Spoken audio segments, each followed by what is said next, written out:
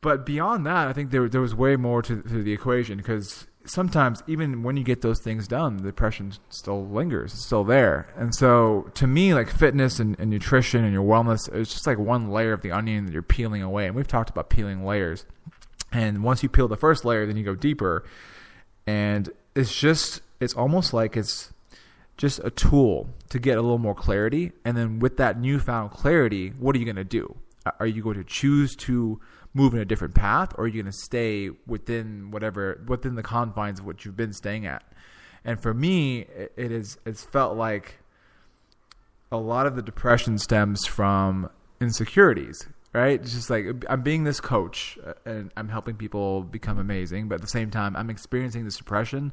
I'm not a good coach. Like, that's the first thought. I'm not a good coach because I'm not living it completely. Right? And that's interesting to me. But then at the same time, I started to think about it. I was like, well, what if I just own that and acknowledge the fact that, yes, this is what I'm going through, and these are the insecurities I do have. And now once I acknowledge it, the things that are screaming for my acknowledgement, once I actually acknowledge it, now what am I going to do about it? Am I going to stay within those confines of the same depression that I have, or am I going to choose a different path? And that's something I think is powerful, and I think it can help a lot of people, because a lot of times we feel these things like, oh, I shouldn't feel this because I'm a coach. I shouldn't feel that because I'm supposed to be this, amazing figure. I'm supposed to be an amazing public figure. I can't feel that. And then it persists. It's like this thing that is lingering over and over because you haven't acknowledged it. And I was actually listening to this really cool podcast with Joe Rogan and Andrew Hill, who's a PhD in neuroscience. He's talking about when you feel depression, they've actually done like a mapping of the brain, and the right side of your brain is overactive. And it's overactive to the point, and it kind of makes sense. It's overactive to the point where it's clouding your better judgment, like your ability to actually see from an objective lens what is truly going on with these emotions and how you can actually create the change you want to create. It's very hard to do that when these emotions are pulling you literally down this downward spiral. And beyond that, he talks about, this was like really fascinating. When people are able to go into really complex challenges, whenever they are depressed, the more complex the challenge and the deeper they go into the most uncomfortable sensations that they actually are feeling, the more the brain is able to change. Like the nervous system connections between the neurons get stronger, and other nervous system connections have to die or break in order for these new ones to form. And it's very poetic. It's like you're letting go of things in order to let things come together. And I thought that was powerful.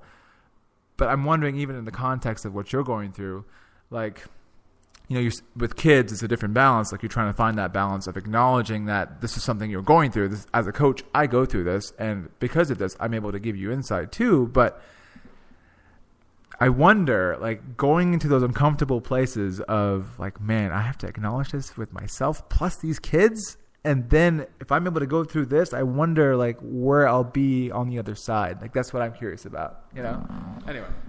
Yeah, and well, that's why I said I just wanted to let this roll. Yeah. Just let it roll. Anyway, what about a scenario for you where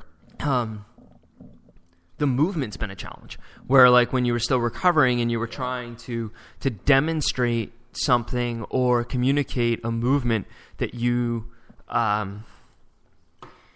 that, for better words, like it just didn't look on point. Like like I'm going to do, like, say alternating leg bounds, like where I'm trying to get flight time, I'm trying to be explosive, I'm trying to do something, and I physically can't not yet, and I do think I can pull it back together, but it's going to take a year.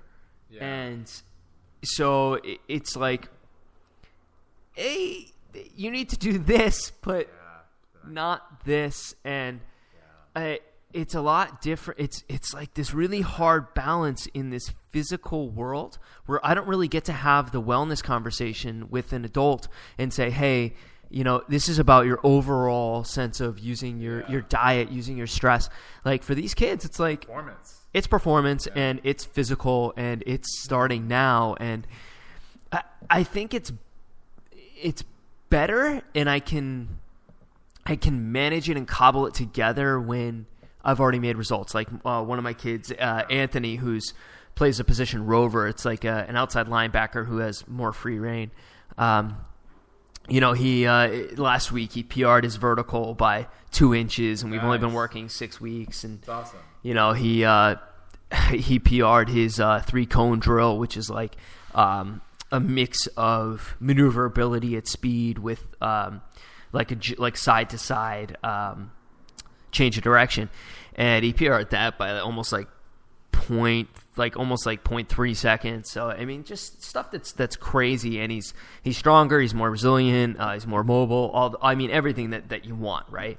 So with him, he and I have also now built this relationship where I can be more open, and it's okay. But when you have 4 people back to back to back to back, you don't have time to put on tape, take off tape, put on tape, take off tape. Plus, it's starting to color what I work on. It's like, all right, I want to work on some squatting, but I can't just drop into a squat. I have to really. That's a tough balance. Like I can't be like, all right, I need this change that looks like this.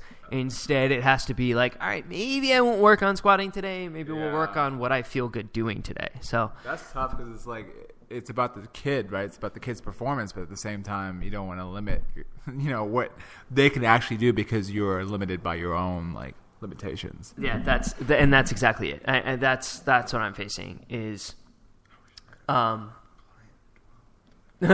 he's like, you can go if you need. Sumair's like, oh crap, I have a client. Justin there, man, jump in, Justin. I'm gonna catch up with Justin. Justin and I are tag me in. So that's kind of what I've been struggling with. But I guess in the course of the other things that are going on with me are I officially have an LLC. Congratulations! Thank you. I started a business, and part of not just working for others actually has been. I'm now not just with the soccer team. I'm actually a contractor. So that's. Well, let's go into detail. Catch me up, and as well as the viewers and listeners, to what you have started. What are you creating currently in your life? So, I've had this vision of this company called. It was abbreviated T.O.P. Top was my acronym. Okay. Top Training. And TOP stands for Transcend Ordinary Potential. That's awesome. I like that. Transcend Ordinary Potential. So I'm assuming it's a coaching program, like you've been speaking about this entire time. Yeah. Something similar, except you're wanting to sprout off on your own. Yeah, and it's been this vision of mine to have this this vision that's to transcend, to help others transcend what they think is their potential, right? Because mostly when we encounter people in this health journey, fitness journey, performance journey, they're limited by what they think is norm. Like they need to define a new normal. And so their ordinary potential, their ordinary view of potential, we need to transcend that and show them there's even more. And so developing this and getting it approved, and it's Transcend Ordinary Potential LLC. Transcend Ordinary Potential Training LLC, and it has the acronym TOP, Top Training. I really admire that.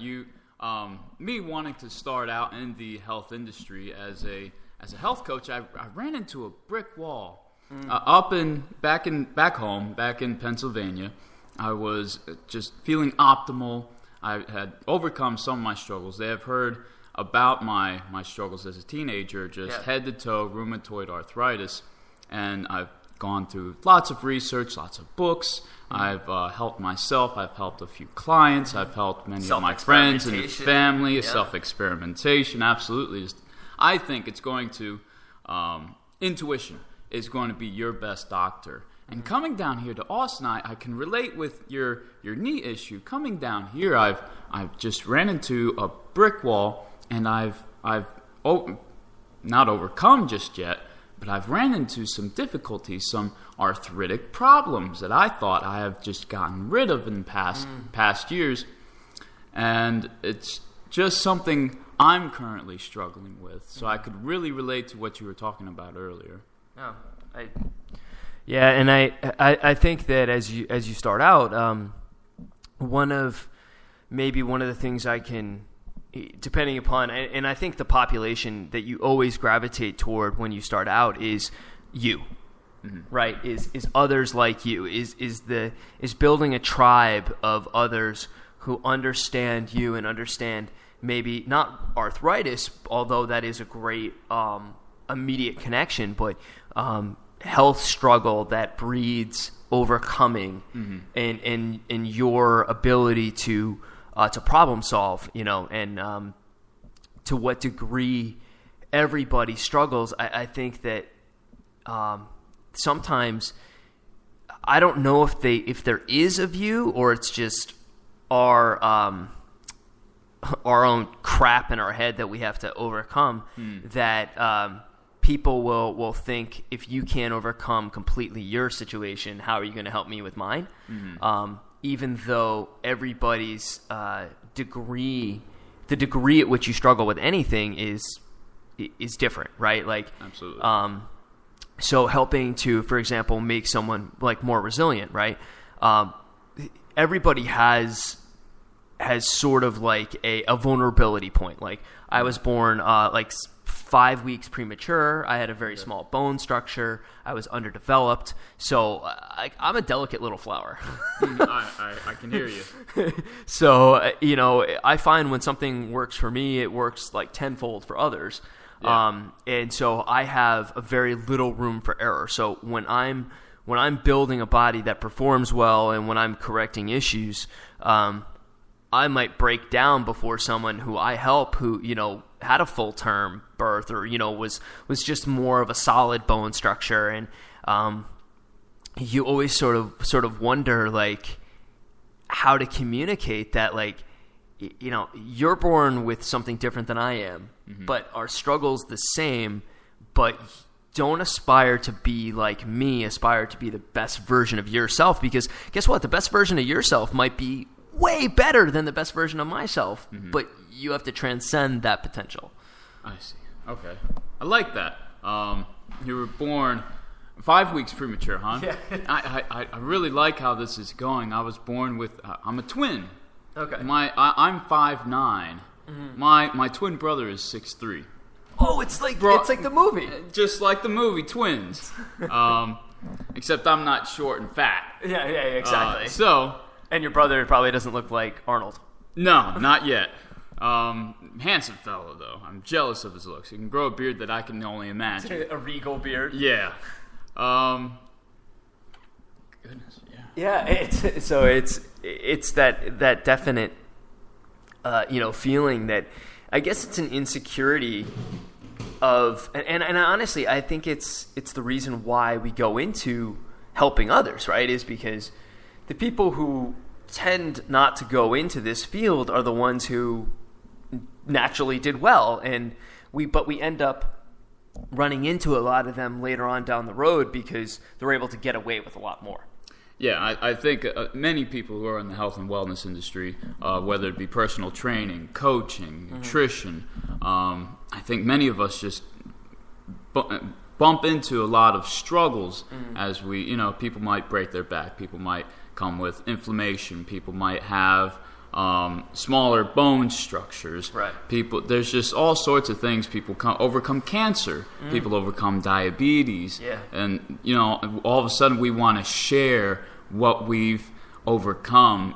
People that are going from rags to riches, a lot of times want to share, hey, I'm a coach. I'm going to show you how to get where I am currently. Right. And it's just it's a beautiful thing. And honestly, you don't want to learn how to be an athlete from the natural athlete. I mean, he's going to tell you to run faster, Yeah. I mean, you don't want to learn how to overcome something from someone who is... What's that saying? I woke up like this? Yeah. Yeah, like I woke up like this, so, go to sleep and you'll wake up like this too. you want to learn from the person who has had to fight for every gain, because